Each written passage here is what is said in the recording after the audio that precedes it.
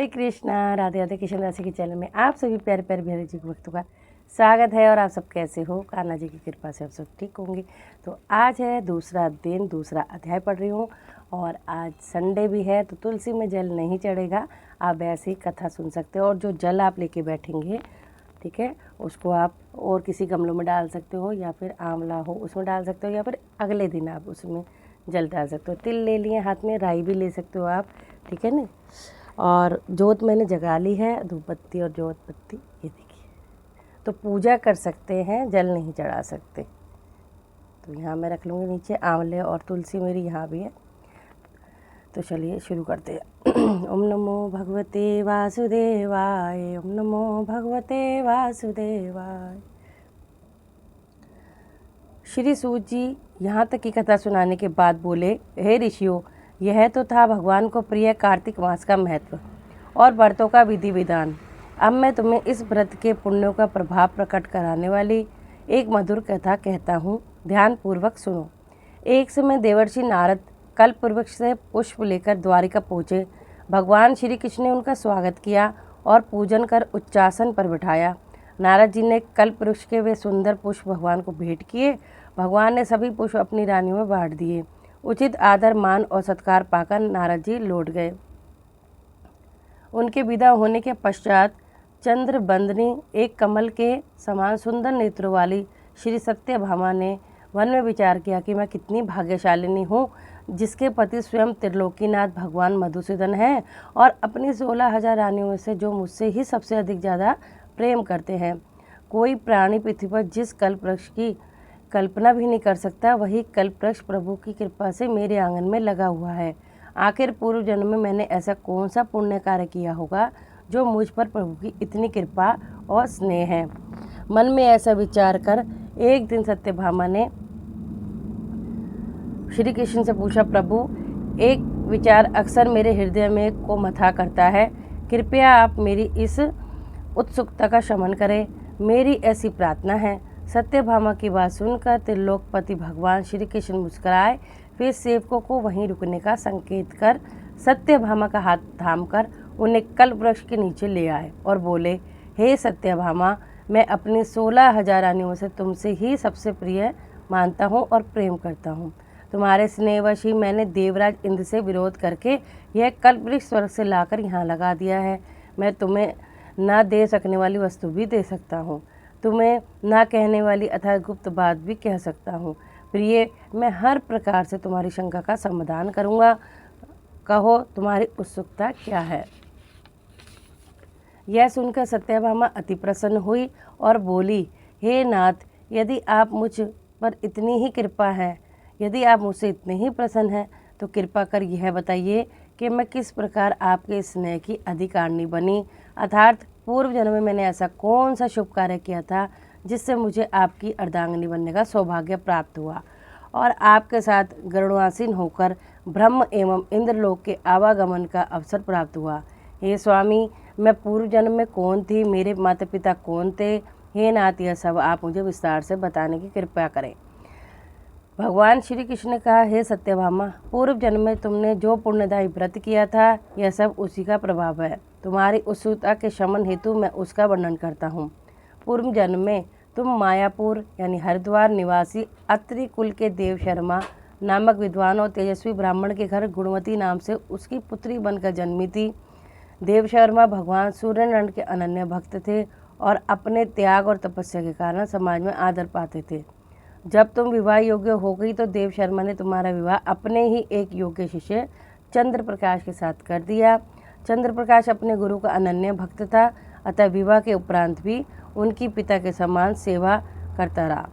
एक बार देव शर्मा चंद्र प्रकाश के साथ वन में समिधा यानी लकड़ियाँ लेने के लिए गए। वहाँ उन्होंने एक महाभयानक राक्षस को देखा। उन्होंने उसे बेचने की बहुत चेष्टा की, उन्होंने उससे बचने की बहुत चेष्टा की। भयभीत होकर आगे भी, तब भी उस दुष्ट राक्षस ने उन्हें प्राण हर लिए उनके। देव शर्मा और चंद्र प्रकाश दोनों ही चूंकि निष्ठावान भक्त थे, अतः अपनी भक्ति कारण उन्हें तो बैकुंठवास मिल गया, किंतु गुणवती निराशित हो गई। भगवान श्री कृष्ण ने आगे कहा, हे सत्यभामा, जो श्रद्धालु भगवान सूर्य, गणेश, शिव, विष्णु और शक्ति, इन पांचों अर्थात पंचदेव की उपासना करते हैं वे मुझ जगदीश्वर को प्राप्त होते हैं। मैं वस्तुतः एक ही हूँ, किंतु भिन्न भिन्न नामों से पुकारा जाता हूँ। पति और पिता की मृत्यु का समाचार पाकर गुणवती बहुत दुखी हुई और विलाप करने लगी। हे पिता, हे भर्ता, तुम मुझे किसके सहारे छोड़ गए? अब मेरा भरण पोषण करने वाला रक्षक कौन है? अब मेरा कहाँ ठिकाना है? इस प्रकार विलाप करती वह मूर्छित होकर धरती पर गिर पड़ी। फिर जब चेतना आई तो अपने घर का सामान बेचकर उसने पिता और पति का श्राद्ध कर्म किया। तत्पश्चात वैरागिनी सी होकर विष्णु भगवान के भजन पूजन में अपना जीवन व्यतीत करने लगी। गुणवती निष्ठा के साथ आजीवन एकादशी का व्रत करती रही। एकादशी के साथ वह प्रति माह कार्तिक मास के व्रत भी करती थी। वह देव मंदिरों और साधु महात्माओं की सेवा करती। हे सत्यभामा, मुझे यह दोनों व्रत एकादशी और कार्तिक माह के अति प्रिय हैं। हे प्रिय, कार्तिक माह में जब सूर्य तुला राशि पर हो, प्रातःकाल ब्रह्म मुहूर्त में स्नान आदि कर विधि विधान पूर्वक भगवान विष्णु की उपासना पूजा करनी चाहिए। इस माह में जो श्रद्धालु विधि पूर्वक स्नान, दान और वंदन करते हैं उनके जन्म जन्मांतर पाप नष्ट हो जाते हैं। जो श्रद्धालु मंदिर में सफाई, दीप दान, यज्ञ अतः स्वाचित वाचन करते हैं वे देवताओं द्वारा भी वंदनीय होते हैं। जो तुलसी वन को पालन करते हैं वे दोबारा इस जन्म में इस संसार में जन्म नहीं लेते, अतः जन्म मरण के बंधन से मुक्त हो जाते हैं। हे सत्यभामा, आयु पूरी होने पर गुणवती ने भी गंगा में स्नान करते प्राण छोड़े। तभी भगवान विष्णु के दूत एक सुंदर विमान लेकर आए और उसे स्वर्ग में ले गए। इस प्रकार कार्तिक मास के व्रत के कारण गुणवती को भगवान विष्णु का धाम मिला। भगवान श्री कृष्ण बोले, हे सत्यभामा, पूर्व जन्म के देवदत्त की इस जन्म में राजा सत्राजित हुए, अतः तुम्हें उनकी पुत्री के रूप में जन्म मिला। पूर्व जन्म की गुणवती तुम ही हो। चूँकि तुमने भगवान विष्णु के प्रिय व्रत किए थे, इसलिए इसी से इस जन्म में तुम्हें मेरा साथ मिला, अतः तुम्हारा सौभाग्य अखंड होगा। हे प्रिय, जो पूर्ण श्रद्धा, भक्ति और विधि पूर्वक कार्तिक माह के व्रत करता है वह मुझे तुम्हारे समान ही प्रिय होता है। दूसरे जप, तप, यज्ञ एवं दान आदि कार्तिक माह के 16वें भाग के बराबर भी नहीं होते हैं। बोलो श्री हरि विष्णु भगवान की जय, लक्ष्मीनारायण भगवान की जय, तुलसी महारानी की जय, कृष्ण कन्हैया लाल की जय। ओम नमो भगवते वासुदेवाय, ओम नमो भगवते वासुदेवाय, ओम नमो भगवते वासुदेवाय। तो ये था दूसरा अध्याय। तो किस तरह से सत्यभामा उनकी प्रिय पत्नी बनी, तो इसलिए हमें ज़रूर से व्रत और पूजन करने चाहिए कार्तिक मास का और एकादशी का। चलिए जी, आरती कर लेती हूँ और उसके बाद मैं करूँगी माला जप और फिर परिक्रमा। वैसे आप एक भी कर सकते हो तुलसी माता की परिक्रमा और 4 भी कर सकते हो। मैं 4 ही करती क्योंकि श्री हरि शालिग्राम जी हमारे साथ में ही बैठे हुए हैं, एक हमने इसमें भी विराजमान कर रखे हैं, तो इसलिए विष्णु भगवान की 4 परिक्रमा होती हैं। तो दोनों को लक्ष्मीनारायण मान के और हम पूजा कर लेते हैं। तुलसा महारानी नमो नमो, हरि की पटरानी नमो नमो।